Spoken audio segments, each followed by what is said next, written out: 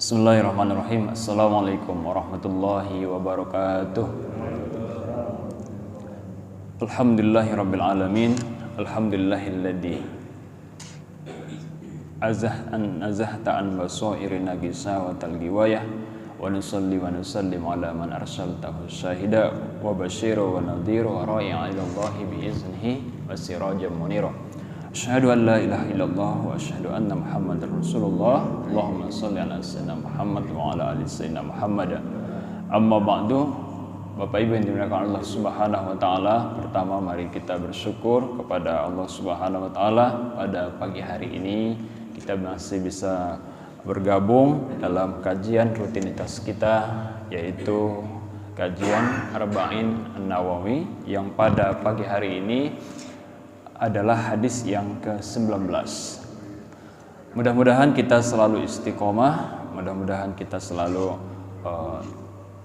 berada di jalannya dan tetap dalam perintah dan syariatnya, dan kita nanti menikmati dalam keadaan husnul khatimah.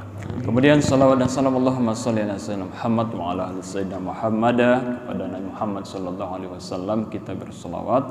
Semoga dengan seringnya kita berselawat kita mendapatkan syafaat untuk uzmannya nanti di yaumil mahsyar. Amin. Bapak Ibu yang dirahmati Allah Subhanahu wa taala, pada pagi hari ini kita masuk kepada hadis yang ke-19, yaitu tentang bergantung hanya kepada Allah Subhanahu wa taala. Hadis ini lumayan panjang, nanti kita ambil intisarinya saja agar bisa memaksimalkan waktu sampai nanti syuruk. Hadisnya diriwayatkan oleh Ibnu Abbas, An Abil Abbas Abdullah bin Abbas radhiyallahu anhuma. Hadis ini diriwayatkan dari bapaknya Abbas, namanya Abdullah.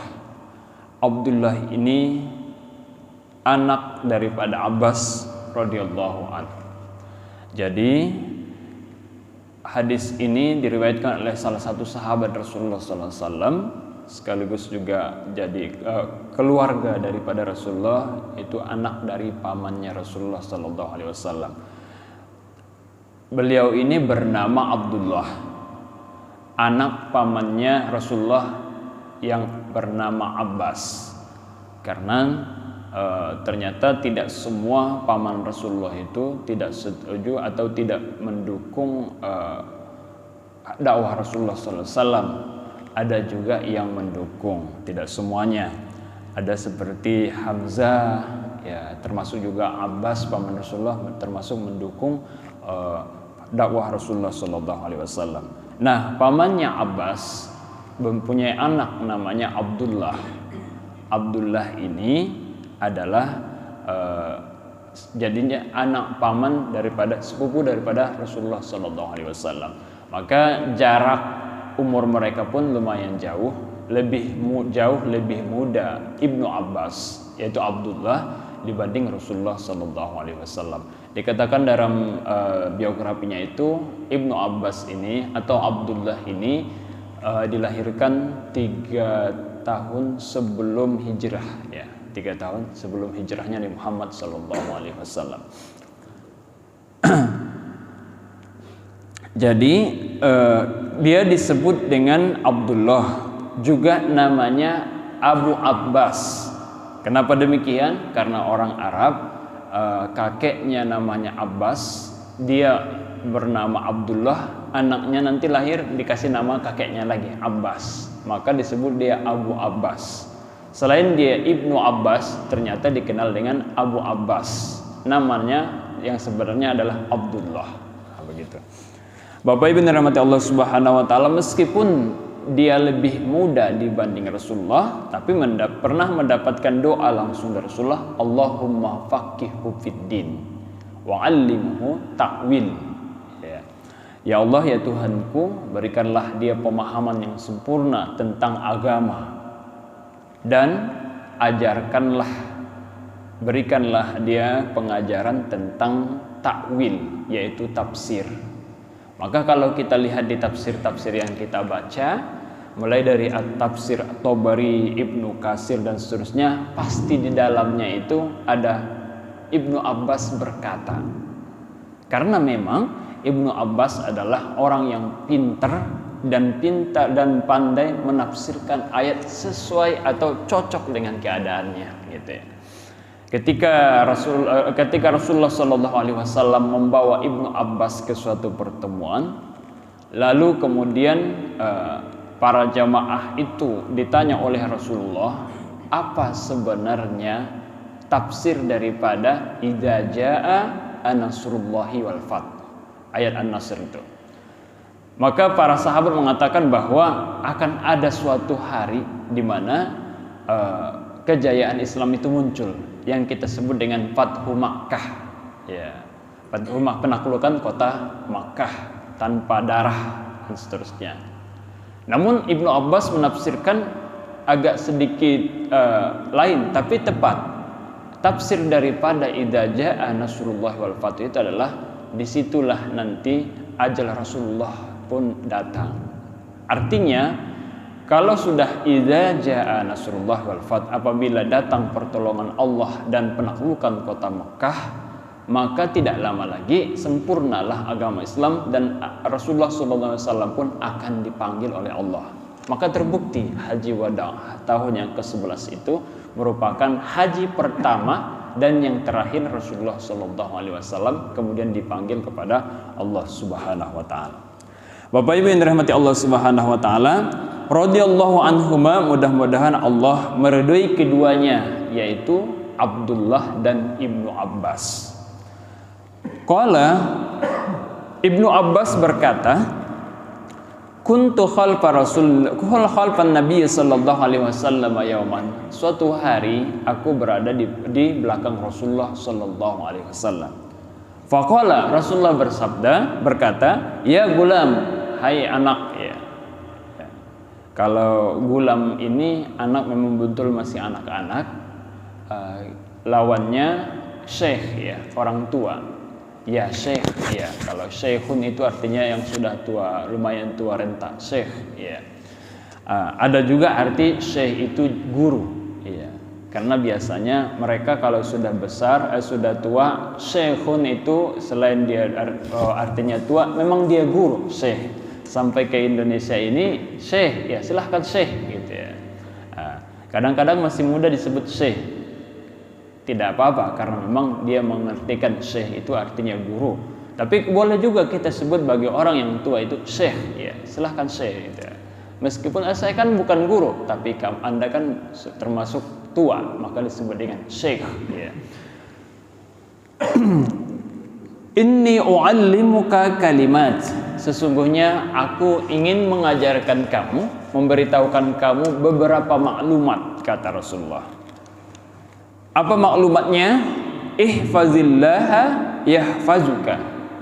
Jagalah Allah, Allah akan menjagamu. Ihfazillaha tajidhu tujahaka. Yang kedua, jagalah Allah, engkau akan mendapatkan Allah di depanmu, di hadapanmu.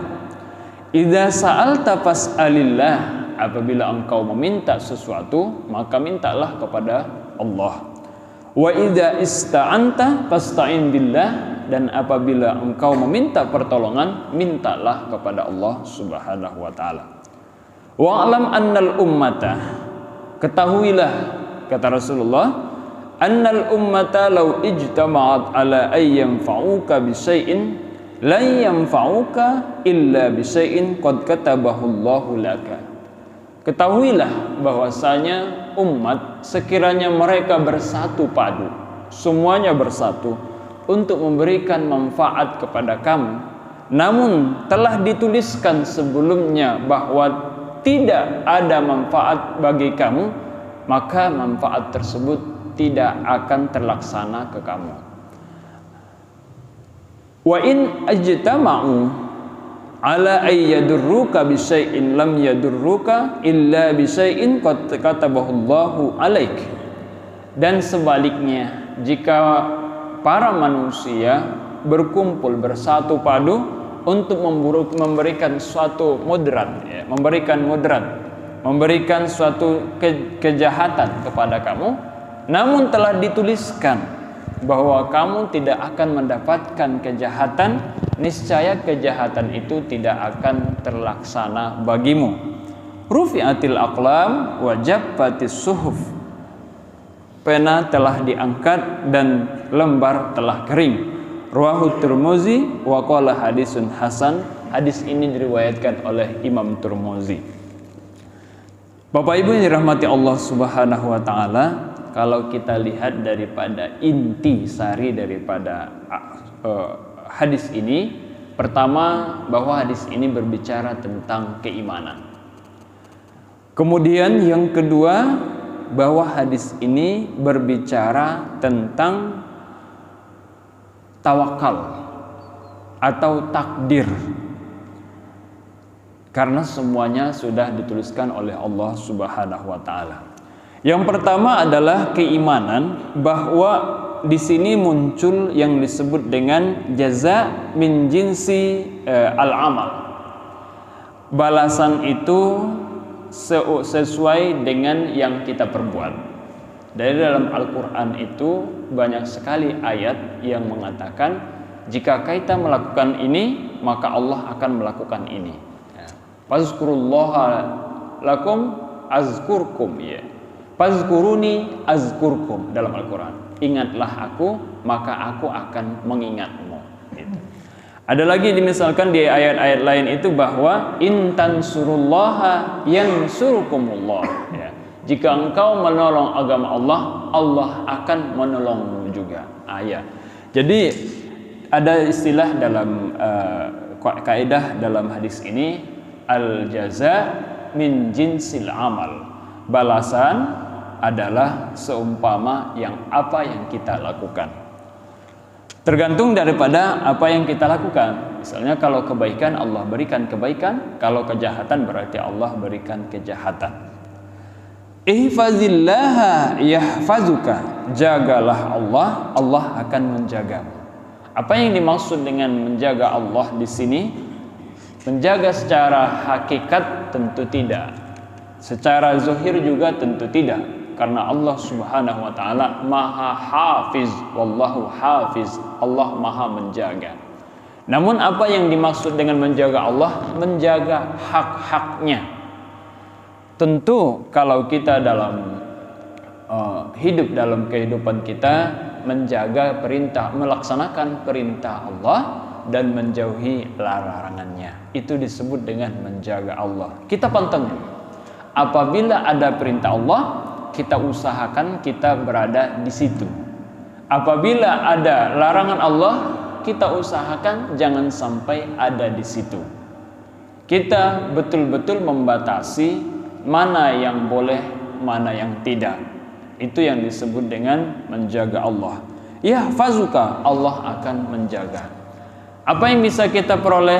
Ternyata begitu Allah Subhanahu wa taala memberikan syariat kepada kita, tidak hanya sekedar perintah, kewajiban semata, namun pasti ada hikmah, manfaatnya. Kita akan peroleh manfaat itu di dunia maupun di akhirat. Yahfazuka, Allah akan menjagamu. Jika ternyata kita tidak melihat secara real tentang penjagaan Allah Subhanahu wa taala, maka kita ikuti saja. Misalnya seperti kita jatuh terluka, kita merasa sudah bahwa kita sudah menjaga Allah, kok ketika kita jatuh kok malah terluka berdarah. Memang kita manusia fitrahnya begitu, ya. Tidak harus begitu kita beribadah kepada Allah merasa kita semuanya sudah kebal. Nah, itu yang di luar dari fitrah. Maka ketika Robi'ah itu bin Adawih itu tersandung duri, dia malah senang, bukan malah mengumpat. Kenapa? Karena dia merasa diperhatikan Allah Subhanahu wa taala. Bapak Ibu yang dirahmati Allah Subhanahu wa taala, jadi ketika kita menjaga hak-hak kita, menjaga hak-hak Allah Subhanahu wa taala, perintah Allah dan menjauhi larangannya, itulah yang disebut dengan keimanan. Namun kadang-kadang yang terjadi adalah ketika kita sudah berusaha melakukan suatu syariat, kita lupa dalam waktu yang bersamaan kita juga melakukan maksiat meskipun itu kecil. Misalnya seperti kita misalnya pergi sholat ke masjid, pulang dari sholat bertemu di jalan, ngobrol, tidak perasa ternyata kita lagi ngatain orang. Ini yang kadang-kadang kita tidak sadar bahwa kita sudah terjerumus kepada yang dilarang oleh Allah Subhanahu wa taala. Maka yang dimaksud dengan menjaga itu adalah betul-betul menjaga. Oh, ini boleh, ini tidak. Maka Allah Subhanahu wa taala menjaga kesehatan kita di dunia ini, menjaga kita daripada api neraka kelak. Allah akan melepaskan kita, menjauhkan kita dari api neraka jika kita menjaga hak-hak Allah Subhanahu wa taala. Ihfazillaha tajidhu tujahaka. Jagalah Allah Subhanahu wa taala, engkau akan mendapati Allah di hadapan. Bahwa Allah Subhanahu wa taala akan hadir dalam setiap gerakan kita, dan Allah Subhanahu wa taala akan betul-betul menjaga kita dimanapun. Jika kita bermasalah, jika kita sedang bermasalah, maka Allah Subhanahu wa taala akan menolong kita. Maka dalam sebuah konsep memerintah dalam Islam itu, apabila kita meminta untuk menjadi pemerintah atau untuk menjadi pejabat, maka tunggulah nanti pertolongan Allah itu biasanya sulit untuk didapatkan. Tetapi kalau kita menjadi pejabat atau sesuatu yang dibutuhkan di masyarakat atas keinginan masyarakat, ya, atas keinginan orang sekitar, insya Allah pertolongan Allah itu sangat cepat turun bagi kita untuk menyelesaikan masalah. Namun yang terjadi hari ini adalah selain kita meminta untuk menjadi pejabat, di samping itu kita juga melakukan hal yang tidak baik seperti serangan pajar dan seterusnya. Padahal itu pemilihan RT dan seterusnya. Nah, ini yang terjadi, sudahlah kita meminta jabatan namun kita masih mempunyainya dengan sesuatu yang tidak baik di mata Allah Subhanahu wa taala, maka nanti akan semakin jauh pertolongan Allah Subhanahu wa taala. Kemudian idza sa'alta fas'alillah. Apabila engkau meminta, maka mintalah kepada Allah Subhanahu wa taala. Nah, bagaimana dengan kita kalau kita berwasilah? Apabila kita meminta, maka mintalah kepada Allah Subhanahu wa taala. Maka jangan sampai apabila kita berwasilah meminta misalnya keberkahan atau kita ziarah kepada kuburan, jangan sampai kita meminta kepada kuburan itu, ya. Jangan sampai. Di dalam niat kita adalah karena memang orang yang dalam kuburan itu adalah orang yang soleh, syekh, kiai dan seterusnya, mempunyai kedekatan yang luar biasa kepada Allah. Dalam mazhab kita diperbolehkan untuk disebut dengan wasilah, tapi tidak meminta kepadanya, tidak meminta. Nah, oleh karena itu teman-teman yang dari Salafi ini menjadi serangan bagi kita. Mulai kalimat idza sa'alta fas'alillah.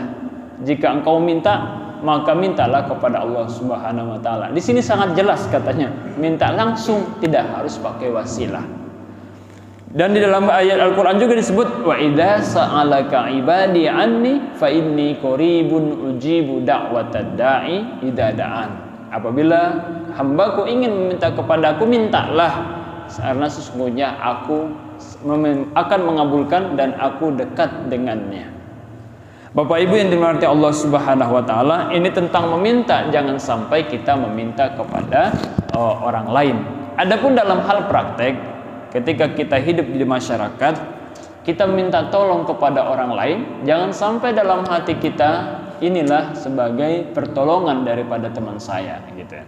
Kita minta dipinjamin duit dan seterusnya, kita merasa bahwa dialah yang menolong kita. Jangan sampai hati kita itu berpikiran seperti itu. Yang jelas kita walaupun dia menolong, tapi lewat jalan dia Allah berikan jalan, ya. Allah berikan jalan lewat teman kita, saudara kita, sahabat kita. Wa idza ista'anta fasta'in billah, dan apabila minta tolong maka minta tolong kepada Allah Subhanahu wa taala. Wa alam annal ummata, dan seterusnya. Ini membahas tentang qada dan qadar, takdir yang ditetapkan oleh Allah Subhanahu wa taala.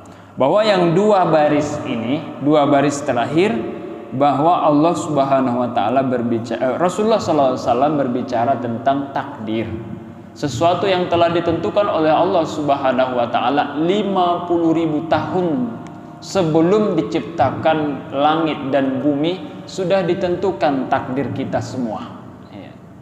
Kita tidak tahu sebenarnya berapa tahun, berapa ribu tahun dunia ini sudah tercipta. 50.000 tahun sebelum tercipta, Allah sudah tentukan takdir kita, padahal kita belum lahir, belum ada di dunia ini.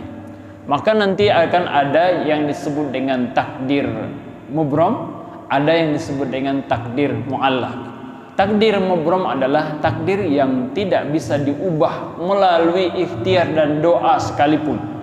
Tapi takdir mu'allaq, meskipun sudah ditetapkan oleh Allah Subhanahu wa taala, namun masih ada kesempatan bagi manusia untuk mengubah melalui doa dan ikhtiar kita. Itulah sekilas tentang penjelasan hadis daripada Ibnu Abbas tentang keimanan, tentang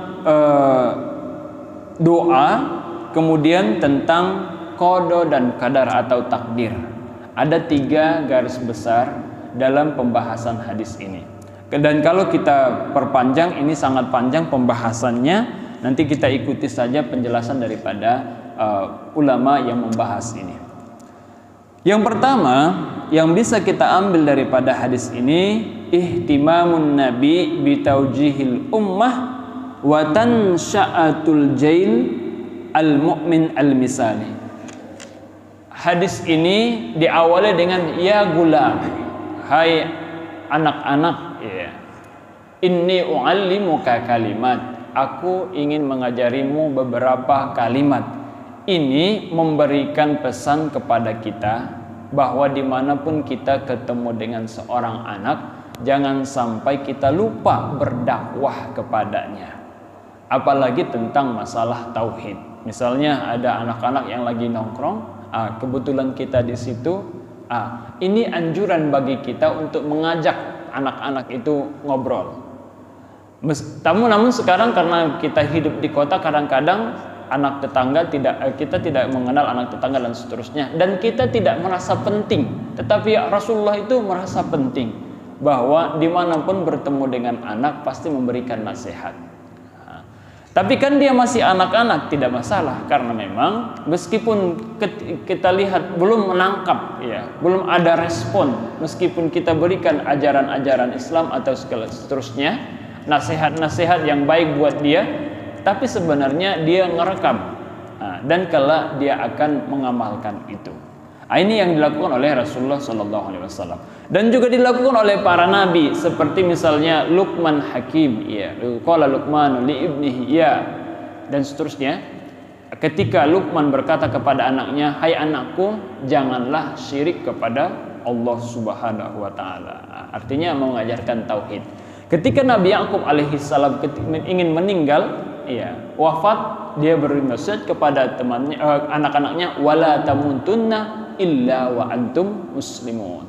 Ketika dia mau meninggal, dia berwasiat kepada para keluarganya, anaknya, janganlah kalian mati meninggal kecuali dalam Islam. Nah, ini nasihat yang penting bagi orang-orang di sekitar kita. Kali saja ini yang perlahan-lahan hilang. Tidak ada lagi orang tua yang mau menasihati, memberikan taujih atau memberikan arahan kepada anak-anak yang kecil, sehingga generasinya semakin hari semakin jauh dari Islam. Kemudian yang ketiga, yang seterusnya adalah iltazama awamirillahi ta'ala lazimilah, ya. Dalam kalimat dalam hadis tersebut, ihfazillaha yahfazuka, ya. Jagalah Allah, Allah akan menjagamu. Iltazim awamirallah ta'ala fakif inda hududiha fala takirru biha. Lazimilah perintah-perintah Allah. Kita lakukan semua perintah Allah, maka dan kita berhenti di batas yang telah ditetapkan Allah Subhanahu wa taala.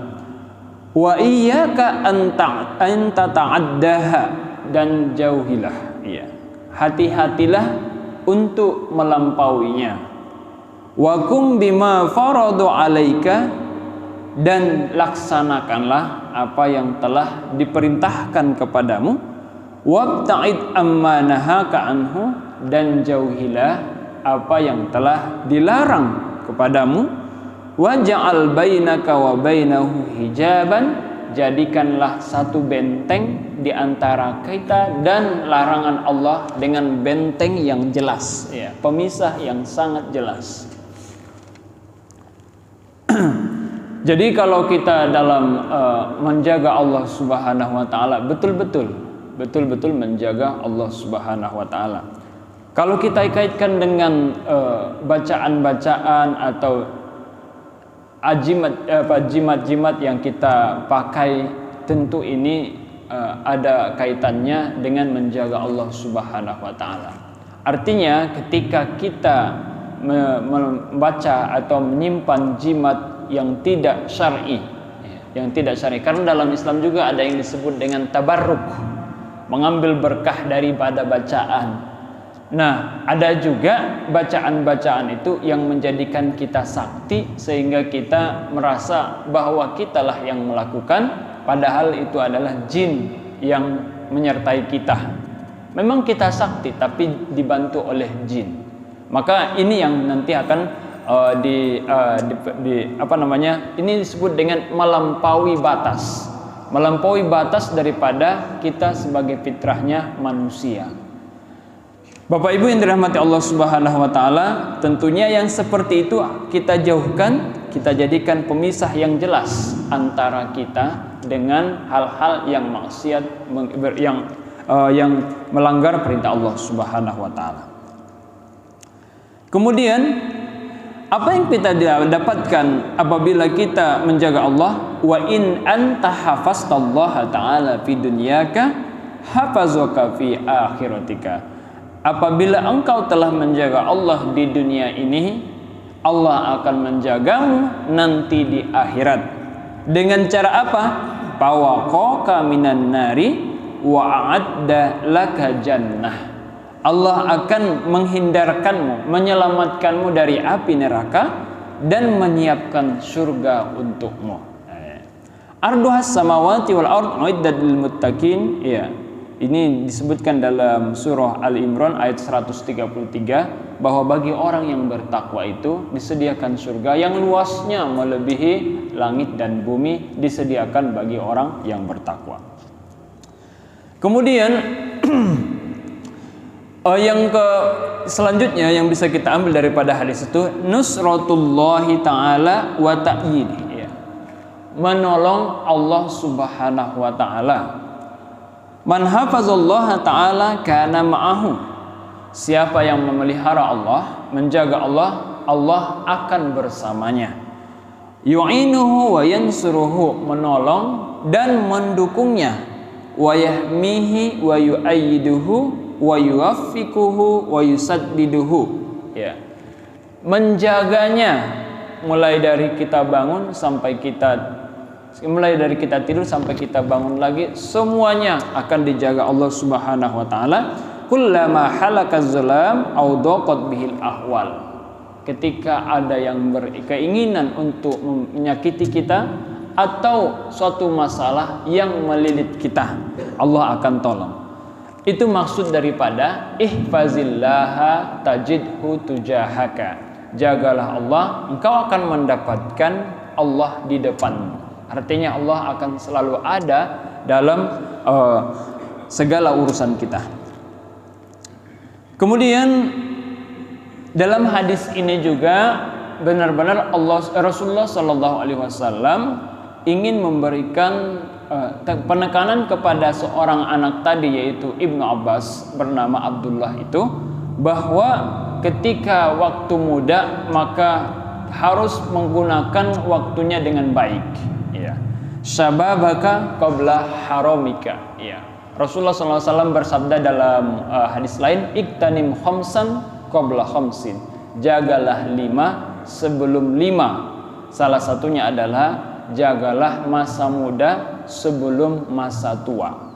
Apa yang dimaksud dengan hal seperti itu? Maksudnya adalah bahwa ketika muda jangan sampai merasa bahwa kesempatan masih banyak. Justru ketika muda masih bisa sholat sunnah, masih bisa puasa, masih kuat. Di saat inilah kita melakukan sesuatu yang betul-betul perintah Allah dan menjauhi segala larangannya. Insya Allah di masa tua nanti Allah akan menjaga kita, Allah akan menolong kita, Allah akan memperhatikan kita. Karena memang di masa muda kita selalu taat kepada Allah. Man hafazallahu ta'ala fi syababihi wa quwwatihi hafazahullahu ta'ala hala kibrihi, ya. Hala kibarihi. Siapa yang menjaga Allah Subhanahu wa taala pada masa mudanya, Allah akan menjaganya pada masa tuanya. Ketika sudah melemah, ketika sudah mulai lemah seorang tua, di saat itulah Allah Subhanahu wa taala hadir memberikan pertolongan kepada segala urusannya.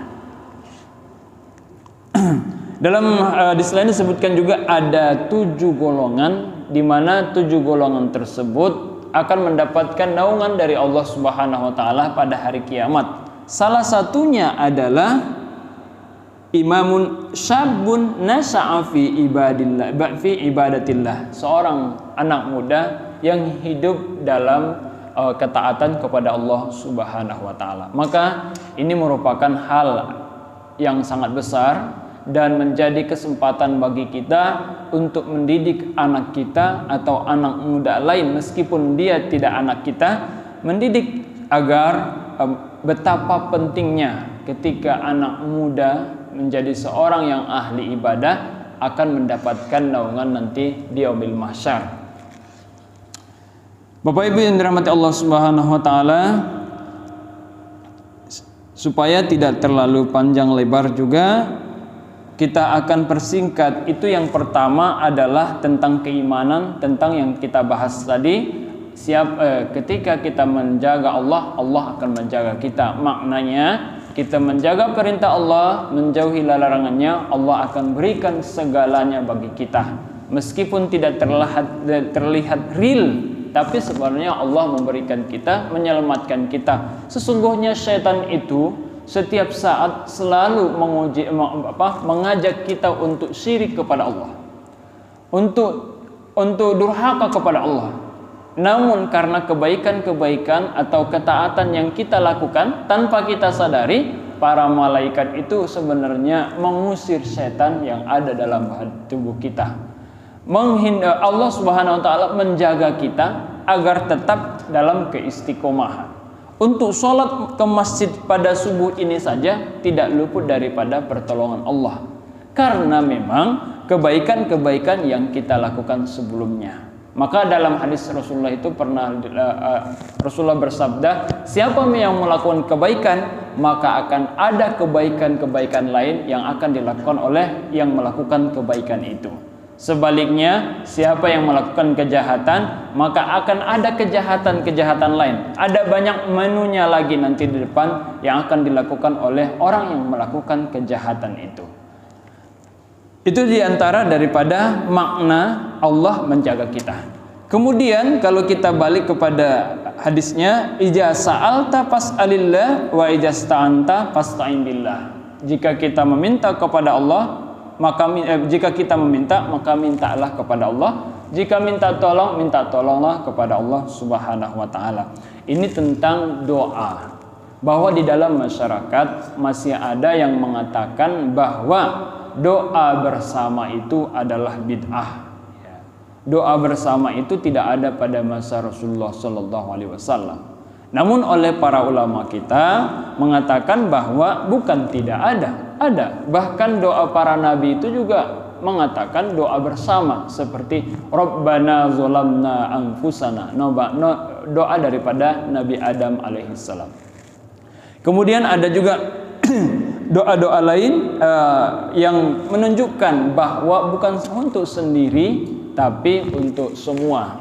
Artinya doa bersama itu tidak masalah dilakukan karena memang ada hadis-hadis lain yang mendukung juga bahwa di antara apabila ada 40 orang yang berdoa bersama, insya Allah doanya akan dikabulkan dan seterusnya.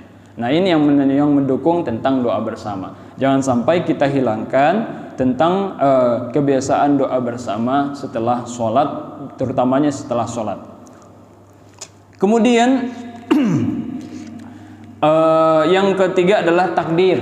Takdir tadi sudah saya bahas sedikit atau sekilas tentang ini bunyi daripada hadis tadi, jika manusia bersatu padu untuk memenangkan kita, ternyata dalam tulisan ada dalam takdir kita itu kalah, maka itu akan kalah.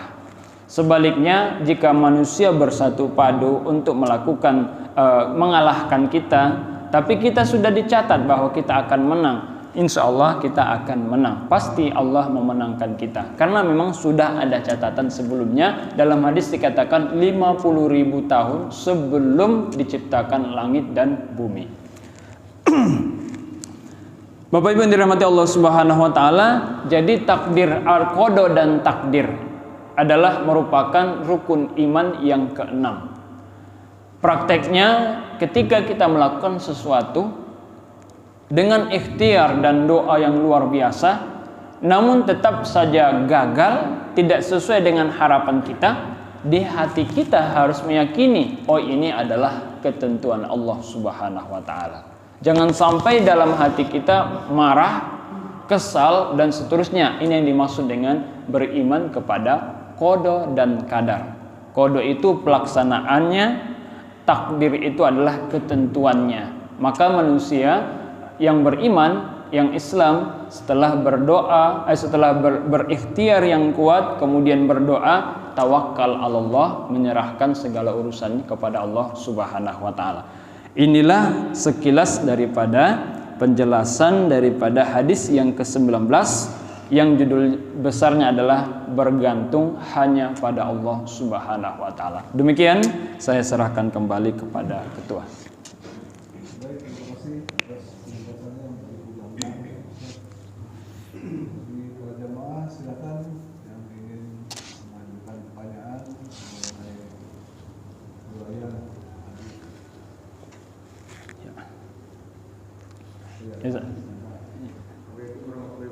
Oh.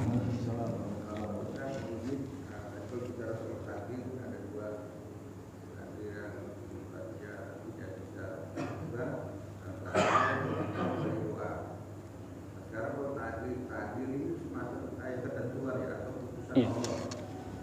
Misalnya hingga itu kita tidak bisa kita mengubah ketetapan Allah.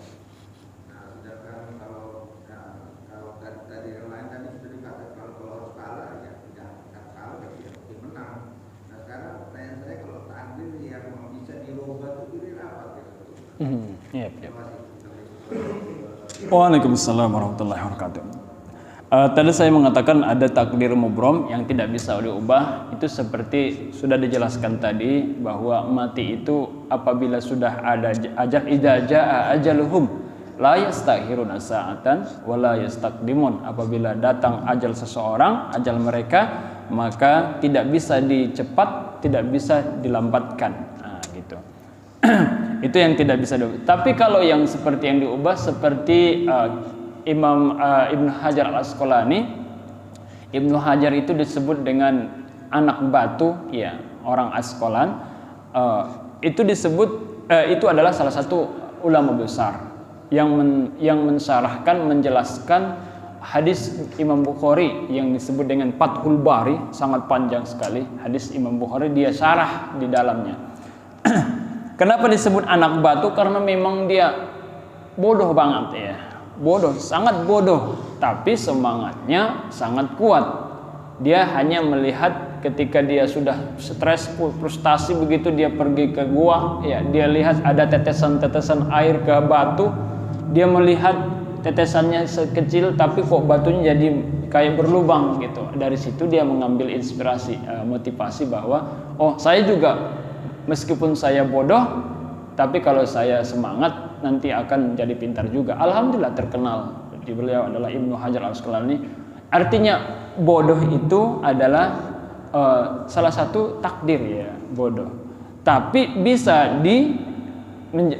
menjadi pintar dengan cara berusaha. Misalnya seperti kita ikut les, ikut latihan-latihan penuh dan seterusnya. Salah satunya adalah tentang kitab. Kemudian takdir tentang jodoh.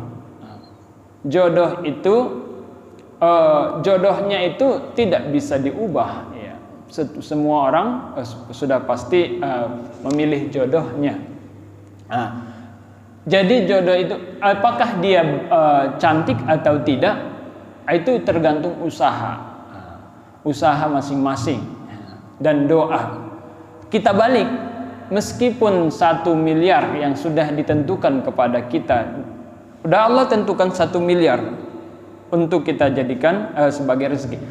Tapi takdir yang disebut tidak bisa diubah itu, rezeki itu kalau sudah Allah tentukan datang, pasti datang. Meskipun dan bagaimanapun tidak diusahakan, pasti datang. Itu tentang rezeki.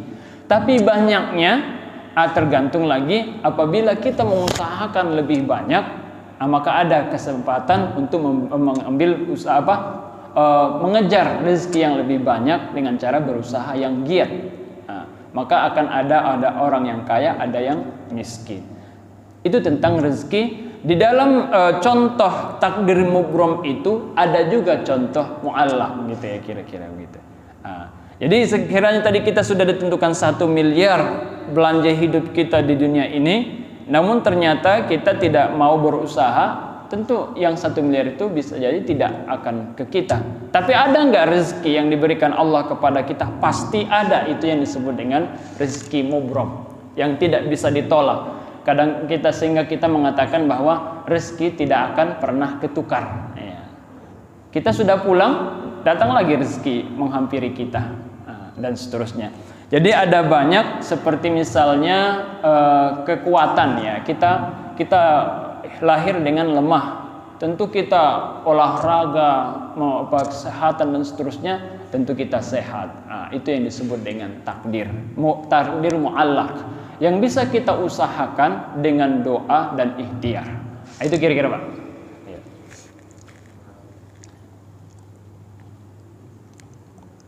Sekarang yang lainnya, Pak Zul. Assalamualaikum warahmatullahi wabarakatuh. Waalaikumsalam warahmatullahi wabarakatuh. Tadi namanya pamannya Rasul tadi Pak? Abbas. Oh, saya rasa-rasanya baru ini deh, baru ini.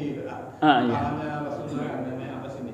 Nah, pada periode Mekah itu beliau ini usianya kira-kira berapa? Karena tadi anaknya saya benar Abdullah yang Dia namanya Abdullah, anaknya Abbas. yang tadi lahir pada saat menjelang hijrah 3 tahun Ya, iya itu anak itu Ibnu Abbas. Tapi pamannya tadi hampir-hampir seusia Rasul ya, karena Rasul Iya. Rasul sendiri kan diangkat jadi Rasul usia 40 tahun. Betul. Kemudian beliau lahir menjelang 3 tahun menjelang hijrah tadi. Iya.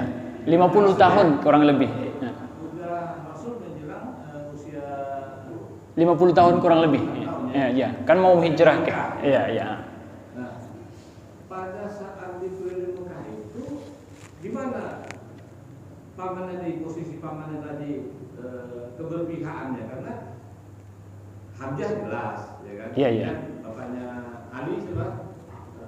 Abdul Muthalib, pamannya juga Abu Thalib ya. kan jelas. Yep. Pada saat didatangi kaum kafir Quraisy ya baik. Iya. Kalau bisa ponakan ini suruh menghentikan dakwahnya karena ya bikin apa lah istilahnya di kota Mekah jadi terpecah belah lagi. Iya. Dakwahnya Rasulullah. Sehingga kata pamannya nanya kepada Rasul supaya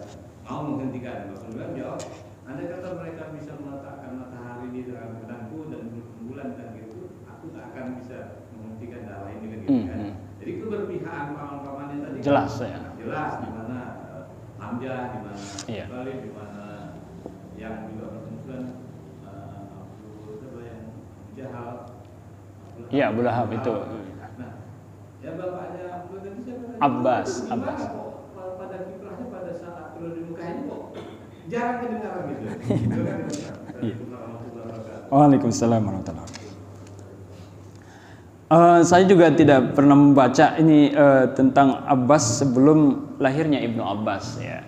Tapi dalam sejarah itu terdapat catatan bahwa ada yang pro, ada yang kontra terhadap dakwahnya Nabi Muhammad SAW.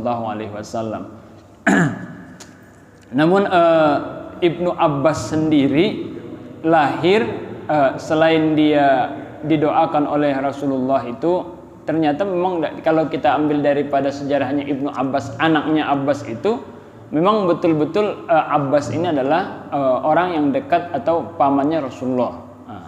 Tapi saya juga tidak pernah membaca karena memang karena tidak membaca ya. Kalau kita buka di dalam kitab atau buku Rijal Haular Rasul itu, sahabat di kalang di antara Rasul di dekat Rasulullah itu termasuk daripadanya adalah Abbas itu. Tapi saya tidak pernah membaca juga di mana. Namun jika ternyata Abbas ini seperti Abu Lahab dan Abu Jahal, pasti akan mencuat gitu ya. Bisa jadi Abbas ini tidak juga berpengaruh kepada dakwah Rasulullah, tapi tidak mengganggu. Saya juga tidak pernah baca. Barangkali nanti jamaah ada yang pernah membaca sebelum lahir. Tapi yang jelas Ibnu Abbas ini lahir 3 tahun sebelum Hijrah. Artinya dalam masa itu Rasulullah sudah tergolong tua di kalangan Ibnu Abbas itu ketika. Maka dia sebut tadi ya gulam, ya. Anak kecil ya, anak kecil. Sehingga dia ini adalah anak yang masih memang umur 3 tahun 5 tahun gitu. Maka Rasulullah mengatakan ya gulam. Tentang Abbas tadi sama-sama kita cari seperti apa itu sirahnya itu ketika Rasulullah sebelum melahirkan Ibnu Abbas yaitu Abdullah itu. Ya Pak, terima kasih, ini pertanyaan yang bagus banget ini. Siapa lagi Pak? Silakan.